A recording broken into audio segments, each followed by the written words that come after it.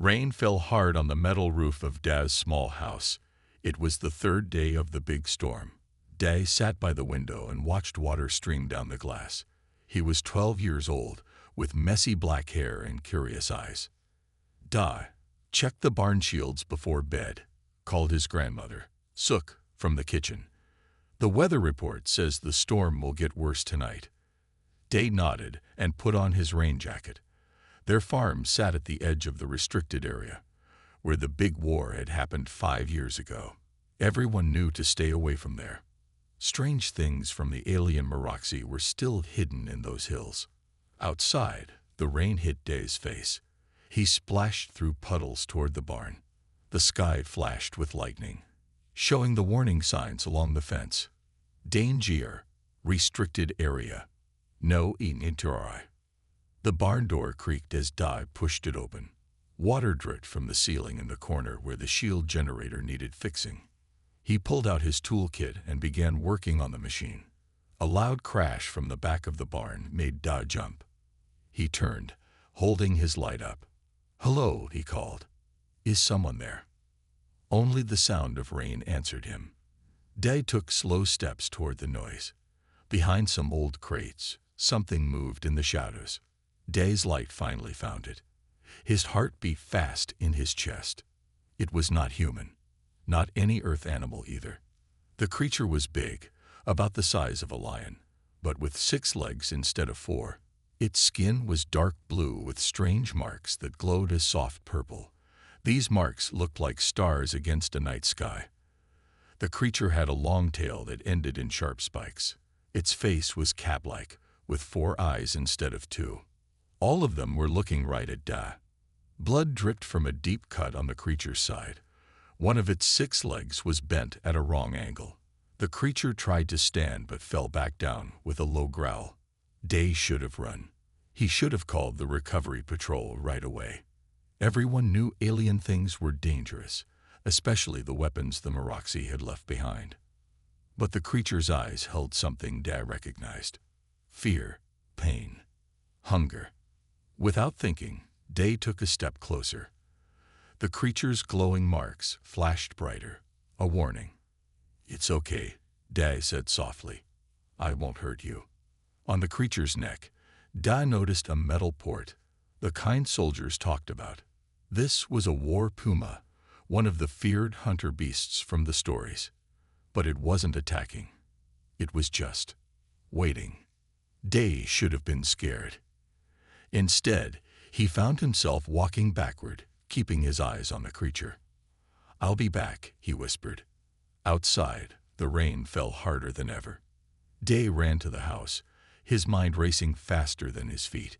He had just found something impossible, something forgotten, something that needed help. Day moved quietly through the kitchen. His grandmother Sook was asleep in her chair. The news played on the old screen, showing a man in a uniform, talking about clearing remaining alien tech from the hills. Day took some food from the cabinet. It was synthetic protein that tasted like chicken. Not very good, but it was all they had since the war. He also filled a bowl with water and put everything in his bag. The rain still fell hard as Day ran back to the barn. His heart beat fast. What if the creature was gone? What if it attacked him? When Day opened the barn door, he saw the creature in the same spot. Its glowing marks lit up the dark corner. The 4 eyes watched him closely. Day took a slow step forward, then another. The creature made a low sound, not quite a growl. "I brought food," Day said softly. He placed the bowl of water and the protein pack on the ground. Then he backed away. The creature did not move at first. Its nose twitched, smelling the food. Slowly, it pushed itself up on 5 legs, keeping the hurt one off the ground. It moved with care toward the food. Day watched as the creature sniffed the protein pack.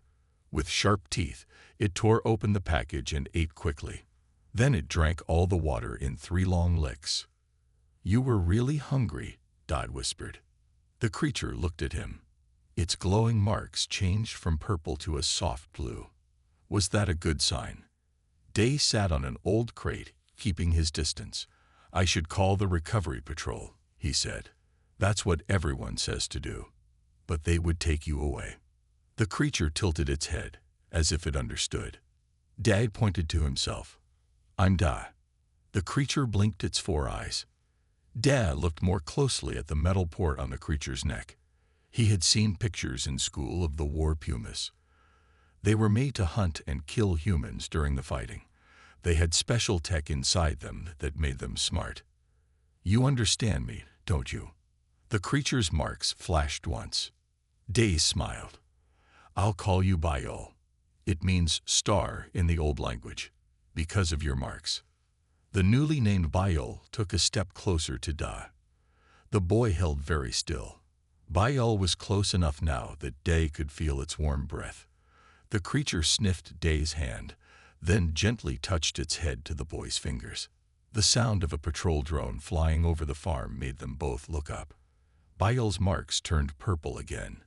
It backed away into the shadows. It's okay, Daz said. They just fly by. They don't check the barn. Day looked at Bayol's hurt leg and the cut on its side. I need to help you get better. I'll come back tomorrow with more food and something for your wounds.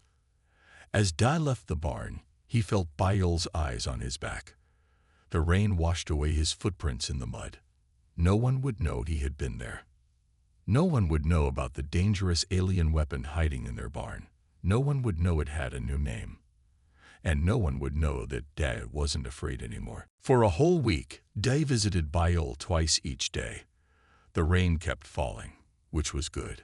Rain made it hard for the patrol drones to see heat signals. Day brought his medical kit and cleaned Bayol's cut. The wound was healing fast, much faster than a human would heal. Bayol's broken leg was also getting better. The alien creature could now stand on all 6 legs. You are getting stronger, Daz said as he watched Bayol eat. Soon you will be all better. Bayol's star marks glowed bright blue. Da had learned this meant Bayol was happy. Purple was for danger or fear. Yellow showed pain. The colors were how Bayol talked to him. At home, Da was very careful. His grandmother Suk asked why he used so much food. I'm growing, Da said. It was not a lie, but not the whole truth either. One night, Day took his old datapad to bed. He searched for War Puma in the school files. The screen showed pictures of creatures like Bayol. The words under the pictures made Day feel cold. Moroxi War Pumas, elite bioweapons, created to hunt human forces. All units destroyed or captured after peace treaty. But Bayol was not destroyed. Bayol was in their barn. Day read more. War Pumas have high-level AI and tracking skills. They can learn and adapt. Very dangerous. If seen, report to Recovery Patrol at once. Dag closed the datapad. Bayol had never tried to hurt him. Not once. The War Puma was gentle and smart. It was not like the monster in the school files. The next morning, Captain Tai and 2 patrol officers came to the farm. Day's heart beat fast when he saw them. Good morning, Suk, Captain Ta said to Daz's grandmother. We have news. The government is doing bigger sweeps in this area. They found energy signals nearby. Day tried to look calm as he listened.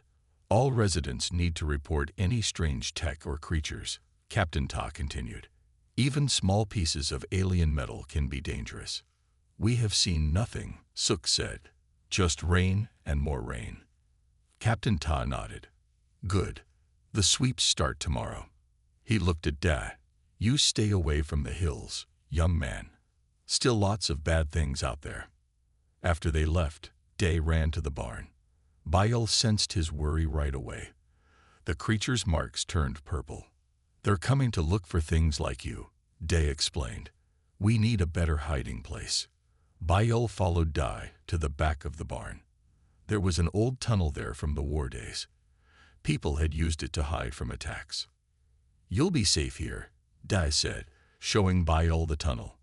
I'll still bring food. Bayol made a soft sound and touched its head to Dai's hand. Then it did something new.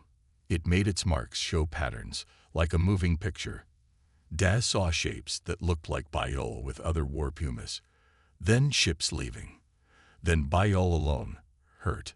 "You're telling me your story," Dai whispered. "You were left behind." Biol's marks glowed blue again. "I won't leave you behind," Dad promised. "You're my friend now." Outside, the rain finally started to stop. Without it, hiding Biol would be much harder.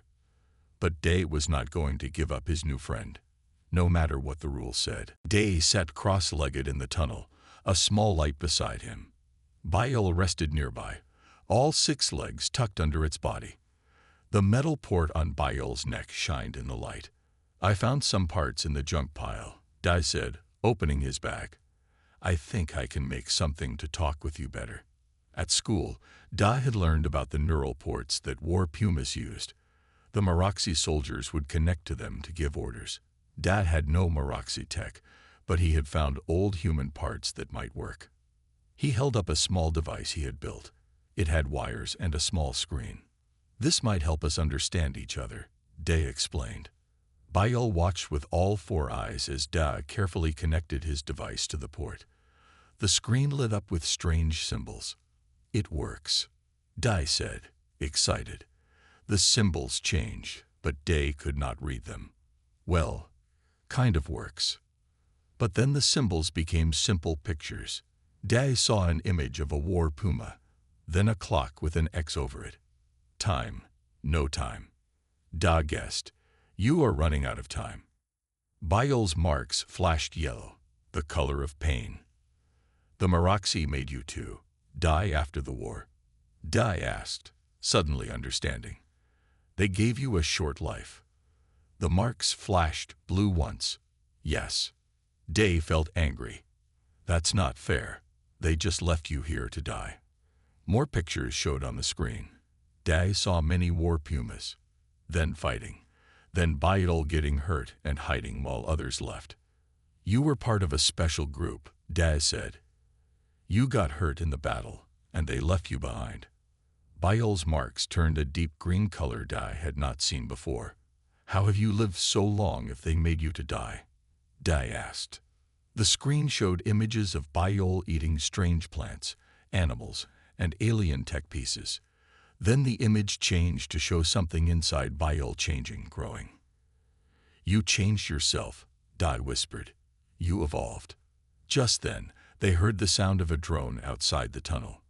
Biol's marks turned purple instantly. The drone was closer than usual. Its scanning light swept into the tunnel entrance. Day froze in fear.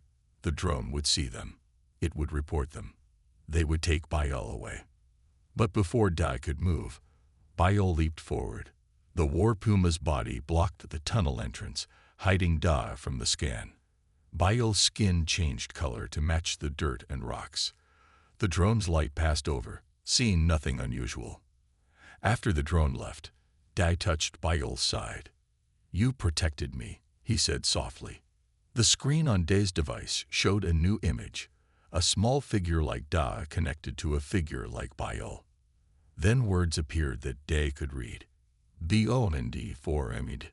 "Bond formed," Dai repeated. "We're connected now." Biol pressed its head against Dai's chest. The war puma's marks glowed the brightest blue Dai had ever seen. Outside, the patrols were getting closer every day. But inside the tunnel, something new had happened. A weapon made for war had chosen to protect, not harm. An alien creature designed to hunt humans had decided to save one instead. Dai put his arms around Biol's neck. "I'll find a way to keep you safe," he promised. "No matter what." The sun rose over New Busan, shining for the first time in weeks. The long rains had finally stopped. Dad looked out his window with worry in his eyes. Without the rain, it would be harder to hide Biol. At breakfast, Dai heard a knock at the door. His grandmother Suk went to answer it. Captain Ta stood there in his clean uniform. "Morning, Suk," Captain Ta said. "I have news. More patrols are coming today. Big ones." Dai listened carefully from the kitchen. "We found energy readings in this area," Captain Ta continued. "The kind that come from Maraxi Tech. High Command is very interested. What kind of tech? Suk asked. They did not tell me exactly, but a transport ship is coming, with special teams. After Captain Tay left, Dai watched from the window as 3 large patrol ships flew over the hills. This was bad. Very bad. Dai, his grandmother called. I need to talk to you. Suk sat Da down at the table. The neighbors have been talking. They say a military transport is coming. Not just any transport. One that carries people who hunt for special Moroxi tech. Day tried to look calm. What tech? During the war, I worked in the science team. Suk said. This was news to Da. His grandmother had never talked about her war work before. The Moroxi had weapons that were partly alive. They had special parts inside their brains. Neural cores. These cores are very valuable now. Why? Dai asked, thinking of bio. Because they can learn and change. Human eye cannot do that the same way. Suk looked at Dai closely. If anyone found such a thing, they would be in danger. The military and big companies both want this tech. Day nodded, not trusting himself to speak. As soon as he could, Day ran to the tunnel. But when he got there, something was wrong. The entrance had been disturbed. Someone had moved the rocks he had placed to hide it. Inside, Biol was alert, marks purple with alarm. The war Puma made quick gestures with its head. Someone was here. Day asked. Biol's marks flashed blue once. Yes. Day connected the device to Biol's port. The screen showed a human figure looking in, then leaving. They did not see you. Day asked. Blue flash. No. We need to move you, Day said. Tonight. The rain has stopped. They can scan for your heat now. Just then, Day heard the loud sound of engines. He peeked out of the tunnel. A large ship was landing near the farm. It was not a military ship. It had a company logo on the side. Taeyang Industries, Day read aloud. He had seen that name on the news. They made tech and weapons. People in white coats walked out of the ship. They carried scanning equipment. A woman with glasses seemed to be in charge. She talked to Captain Tai, who did not look happy. They are not military, Dad told Biol. They are a company. They want your neural core. Biol's marks showed deep purple. The screen displayed a warning. Danger. Threat level high. Dan knew then that these were not just hunters of tech. They were hunters of Biol, and they were getting closer every minute. Night fell over the farm. Dai packed a small bag with food and his device. He had to move Biol tonight. But where could they go? The sound of voices made Dad look out his window. The people from Taeyang Industries were talking to Captain Tai near the barn. The woman with glasses pointed at some readings on her scanner. The energy signature is strongest here, she said. We need to search this area fully. Dr. Jin, this is private property, Captain Tai replied. We need proper orders. Dr. Jin smiled. The orders came while you were eating dinner, Captain. We start the search at dawn. Day slipped out the back door. He had to reach Biol now. The night was clear and cold. No rain to hide his tracks. No clouds to block the patrol drones. Halfway to the tunnel, a bright light shined on Da. A drone hovered above him. Citizen, identify yourself, a voice said from the drone.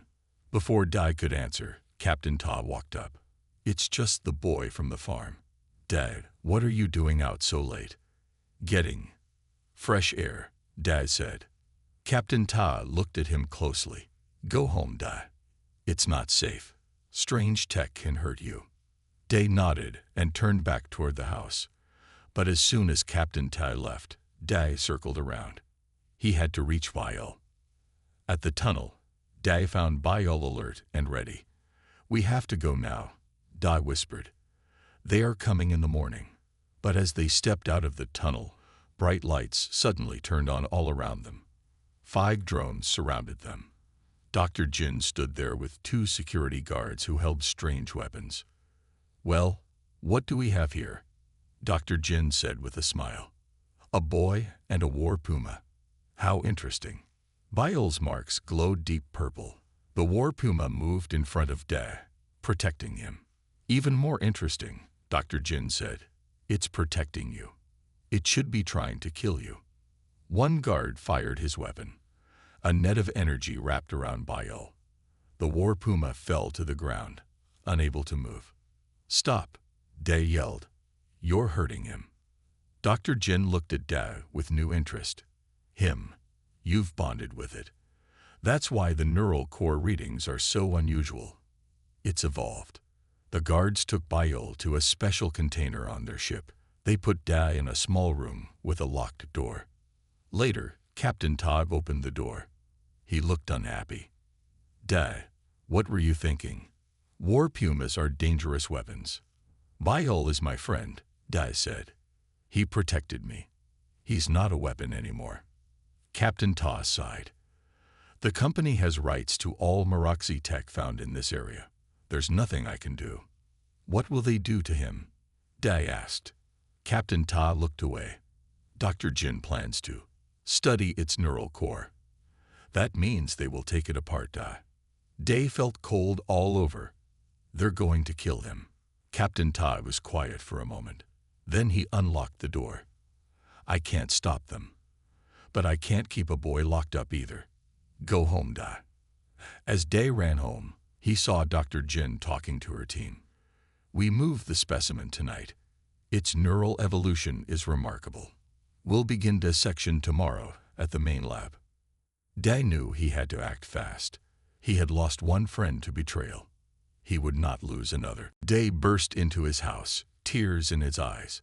His grandmother Suk sat at the table, waiting for him. I know, she said simply. I saw them take your friend. Day stared at her. You knew about Biol. Suk nodded. For days now. A grandmother knows when her boy is hiding something. She stood up and walked to a cabinet. From inside, she took out an old case. I did not tell you everything about my work during the war. She opened the case. Inside was an ID card with her picture and the words Xenobiology Division printed on it. I studied the Maroxy creatures, Suk said, including war pumas. Day wiped his tears. Can you help Biol? Suk looked out the window. Dark clouds were gathering again. A new storm is coming. That is good timing. She turned to Da. My old ID might still work. But we need a plan. They sat at the table as rain began to fall outside. Suk drew a map of the company ship. Dr. Jin will keep the war puma here, in the holding area. Guards will be at these points. How do we get past them? Dai asked. Suk smiled. The new storm will help us. These ships have backup power systems. If the main power goes down, there is a short time before the backup starts. Maybe 30 seconds. How do we make the power go down? Suk pointed to a box on the wall. The weather alert system. In a big storm, I can send a false alarm. The kind that makes all systems shut down to protect from lightning. As the storm grew stronger, Dai and Suk put on dark raincoats. Lightning flashed across the sky. Perfect cover for their plan. At the edge of the farm, they could see the company ship. 2 guards stood at the door, looking miserable in the heavy rain. Suk pressed buttons on the weather alert box. Seconds later, the lights on the ship went out. The guards looked around in confusion. Now, Suk whispered. They ran toward the ship. Inside, emergency lights glowed dim red. Suk showed her old ID to a scanner. Dai held his breath. Would it still work after all these years? The door opened. They were in. They followed Suk's map to the holding area. In a special container, Biol lay very still. Too still.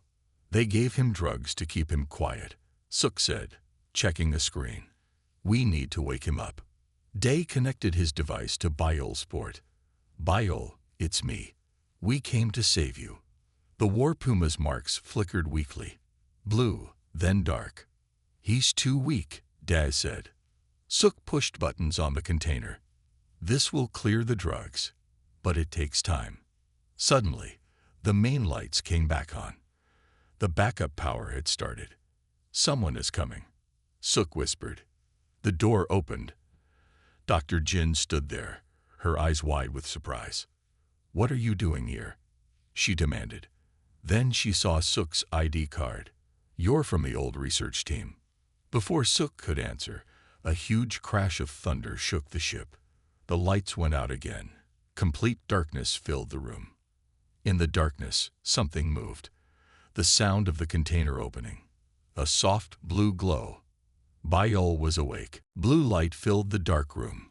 Bayol was standing, all 6 legs firm on the ground. The War Puma's eyes fixed on Dr. Jin. Containment breach. Dr. Jin shouted into her comm device. Security to holding area now. Bayol moved forward, not attacking, but placing itself between Dr. Jin and Dai. The War Puma's marks pulsed between blue and purple.